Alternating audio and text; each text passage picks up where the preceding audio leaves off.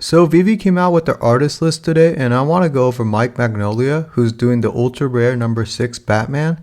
And who is Mike Mignola? And we're going to dive deeper into who Mike Mignola is. So Mike Mignola is a comic artist and writer best well known for Hellboy and for Dark Horse Comics. And he's also been involved in films where he's worked on Bram Stoker's Dracula, Atlantis, Blade 2, and an adaptation of Hellboy and its 2008 and 2019 sequels. I'm not sure if this is really well known, however, I really enjoyed this show as a kid. So just looking down further on his wiki, so starting off his career, he was working at Marvel and DC, first at Marvel, and then later at DC where he was working on Batman. And his best well-known work is Batman, A Death in the Family. Later on to his career, he went to Dark Horse Comics, and that's where he worked on Hellboy for 10 years. And nobody else drew Hellboy during that period. However, in 2006, he took a break and did other works, but in 2012, he returned and now is still working on Hellboy. I don't think I need to introduce who Hellboy is. You've probably seen in the movie theaters or in the commercials. I stress the importance of whenever you're collecting on Veve, the importance of buying the actual creators. So if you really think about the superhero universe, there's maybe 20 or 30 that's well known around the world, right? And if you can get one of those creators, that's an amazing thing. So I do think this will have some definite value in the future. Now going on to The Death in the Family, which is his most renowned work for Batman. And it tells the story of Robin, who was trying to find his birth mother after being relieved of his duties by Batman.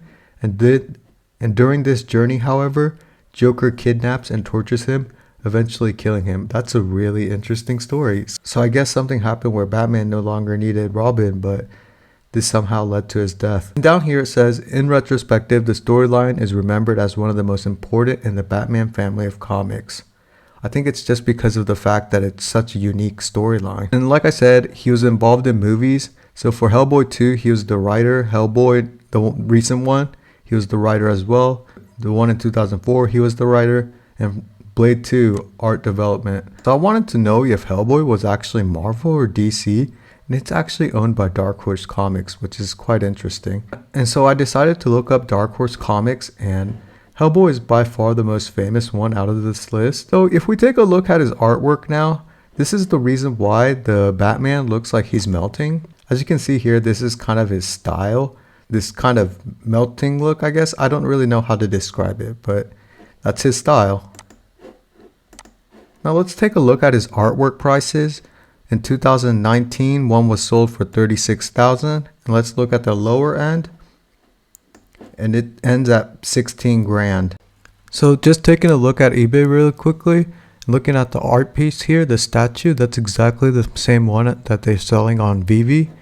And it's in yen, I'm sorry, but it's about $350, $350, about $300, $250, $350, $200. So I definitely see this artwork appreciating over time, just looking at the fact that the physical artwork has sold out and then now it's selling at a premium price on eBay. So I do think this will have historical value, seeing the fact that it does have really unique motif, as well as the fact that this was created by the creator of Hellboy. And Mike was involved in the work for A Death in the Family, and because of the fact that it has such a unique storyline, I don't think that comic's going to go away in the near future. I definitely think it has its place in Batman history.